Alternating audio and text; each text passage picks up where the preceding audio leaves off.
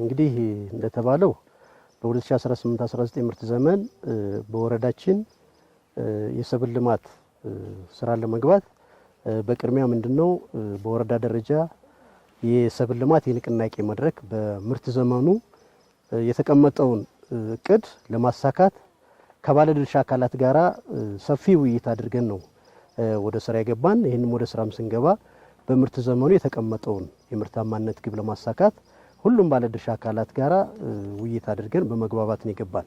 ይሄን ካደረግን በኋላ በቀጥታ ምንድነው ወደ ስራ ስንገባ እንግዲህ በዚህ አመት በ2018-19 ምርት ዘመን በወረዳችን አጠቃላይ በዘር የሚሸፈነው ጠቅላላ የእርሻ ማሳችን 49500 ነው። ከዚህ ውስጥ በመኸር በዋና ዋና ሰብሎች 47100፣ 2400 በአትክልትና ፍራፍሬ ቅመማ ቅመም በተለያዩ የጓሮ አትክልቶች የሚሸፈን ነው። እንዳጠቃላይ በዋና ዋና ሰብሎች 47100 ሄክታር በዘር ለመሸፈን አቅደን በምርታማነት ደረጃም በሄክታር 32 ኩንታል አምርተን 1.4 ሚሊዮን ኩንታል በወረዳችን ለማምረት እቅድ ይዘን እየተንቀሳቀስን ነው። ይህን ስናደርግ እንደ ወረዳችን በተለይ በዚህ በ18-19 አራት የኮሞዲቲ ሰብሎችን ነው መሰረት አድርገን እየሰራን የመጣን። አንደኛው የኮሞዲቲ ሰብል በቆሎ ነው።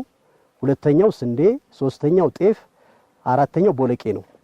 በእኒህ በአራቱ ዋና ዋና የኮሞዲቲ ሰብሎች ላይ ሰፊ እንቅስቃሴ አድርገናል። ከማድረግም አንጻር እንዳጠቃላይ በአራቱ ዋና ዋና ኮሞዲቲ ሰብሎች ላይ 28000 ሄክታር በዘር ለመሸፈን አቀደን በአራቱም የኮሞዲቲ ሰብሎች 28000 ሄክታር እቅዳችን በሙሉ የተቀመጠውን እቅድ አሳክተናል። ይሄን ለማድረግ እንግዲህ በርካታ የምርት መጨመሪያ ስልቶችን ተጠቅመናል። የመጀመሪያውና ዋነኛው የግብርና ግብዓት አቅርቦትና ስርጭታችን ነው። እሱን እንግዲህ ቀድመን በእያንዳንዱ ቀበሌ በተሰጠው ቅር መሰረት የግብዓት ስርጭት ፍትሃዊ በሆነ በተቀመጠው ሞዳሊቲ በተቀመጠው አሰራር መሰረት አርሶ አደሩ በይዞታ ማረጋገጫው መሰረት ለሚፈልገው ሰብል በምክረ ሐሳቡ መሰረት ለበቆሎ የሚፈልገው ግብዓት የተለየ ነው፣ ለስንዴ የተለየ ነው፣ ለጤፍ የተለየ ነው። እንግዲህ በምክረ ሐሳቡ መሰረት የኛ የግብርና ባለሙያዎች በማማከር አርሶ አደሩ የሚፈልገውን በማሳስፋቱ ግብዓት በወቅቱ እንዲወስድ ተደርጓል።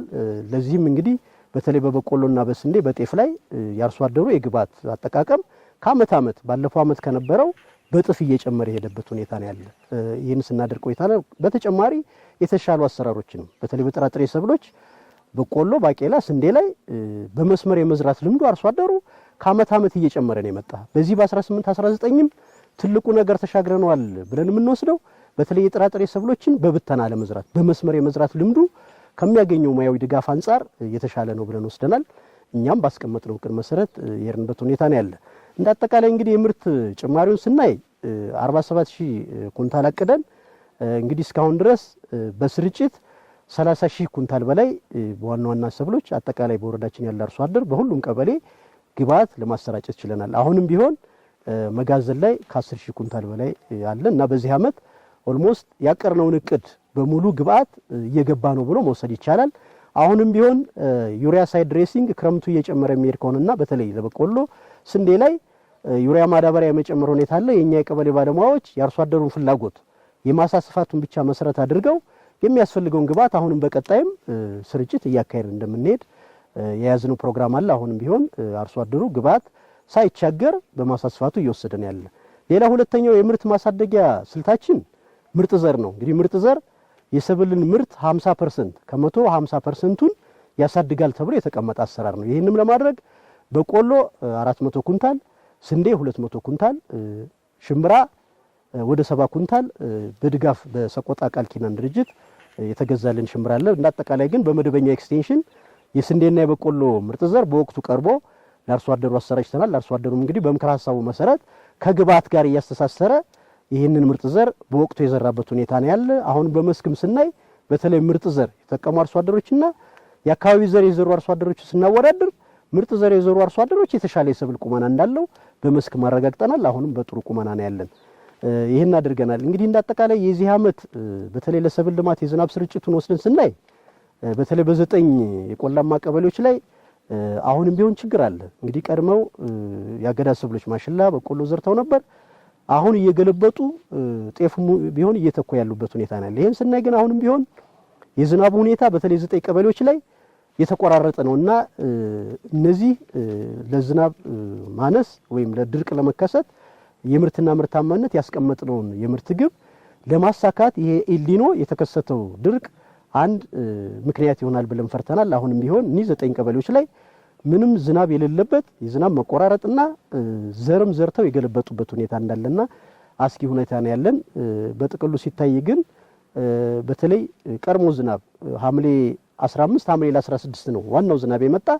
ከሐምሌ 15 ጀምሮ ነው እንግዲህ ጤፍና ስንዴ መቱን እየተዘራበት የመጣበት ሁኔታ ነው ያለና ከባለፈው አመት ስናይ የዝናብ ስርጭቱ እጅግ ደካማ እጅግ ወጣ ገባ ያለ አስተማማኝ ያልሆነ አርሶ አደሩም ሆዱን ከፍቶ በደንብ ደስ የሚያሰኝ የአየር ጸባይ ነው ያለ። ይሄ እንግዲህ ምንም ማድረግ አይቻልም እንደ ሀገር የተፈጠረ የኤልኒኖ ተጽዕኖ ስለሆነ እንግዲህ በቀጣይ እነዚህ የምናያቸውን ሰብሎች ደግሞ የተሻለ የዝናብ ስርጭት የሚኖር ከሆነ የተቀመጠው የምርት ግብ ይቀመጣል ብለን እናስባለን። ግን አሁንም ቢሆን 9 ቀበሌዎች ላይ ስጋት አለን። እንዳጠቃላይ ግን አሁንም እያደረግን ያለነው የግብዓት ስርጭታችን ፍትሃዊ በሆነ መልኩ አርሶ አደሩ የሚበቃውን በማሳስፋቱ እየወሰደን ያለ። ቀጣይ ደግሞ የማኔጅመንት ስራው የአረም ስራ፣ የተባይ ስራ፣ የበሽታ ክትትላችንንም አጠናክረን እንቀጥላለን። የምናደርግበት ከዚያ ዝርዝር ሲተፋ ዩሪያ እናደርጋለን። ያው ጥቅሙ ከማንም በላይ ምርታማነት ሆኖ ያገኘነው በእኛ አካባቢ በቆሎ ነው። ዞረ ዞረ ከፍጆታችንም አልፎ ለምርት ገበያም እያቀረብን ተጠቅመንበታል። ይሄ ሆኖ እያለ ግን በአንዳንድ በኩል ያው በግብርና በኩል አንዳንድ ችግሮች አሉ። በወቅቱ በቆሎ መዘራት ያለበት መጋቢት ኩሌታ ጀምሮ እስከ ሚያዝያ ባለው ነው። አንደኛ ምርጥ ዘር በምንፈልግበት ሰዓት በወቅቱ አይቀርብም። ሁለተኛ ግብዓት ማዳበሪያ የሚመጣ ሰኔና ግንቦትን ነው።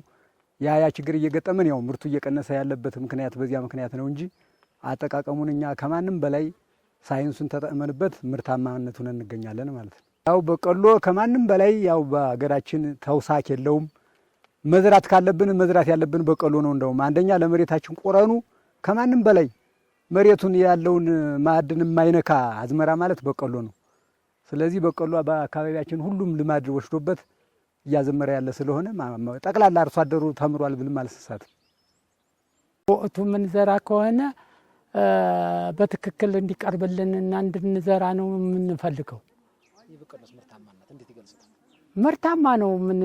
ምርት ተሌላው እህል እሱ ይገኛል። አዎ ምርጥ ዘር በቆሎ በሰዓቱ እንወስዳለን። ያው በበልግ እንጠቀማለን። ማዳበሪያም እንጠቀማለን በትክክል በአግባቡ። ያው ማዳበሪያ 3 ጊዜ እናደርግበታለን። እኛ ምርታማነቱም ጥሩ ምርጥ ነው። ጥሩ እየሰጠን ነው። ጥሩ ነው። ለወረዳ ግብርናስ መልእክት ካለዎት? ለወረዳ ግብርናም ምርጥ ናቸው። እነሱም በሰዓቱ በአግባቡ በሰዓቱ ያቀርቡልናል። ዘሩንም ሆነ ማዳበሪያውን በሰዓቱ ይሰጡናል። በሰዓት እንጠቀማለን።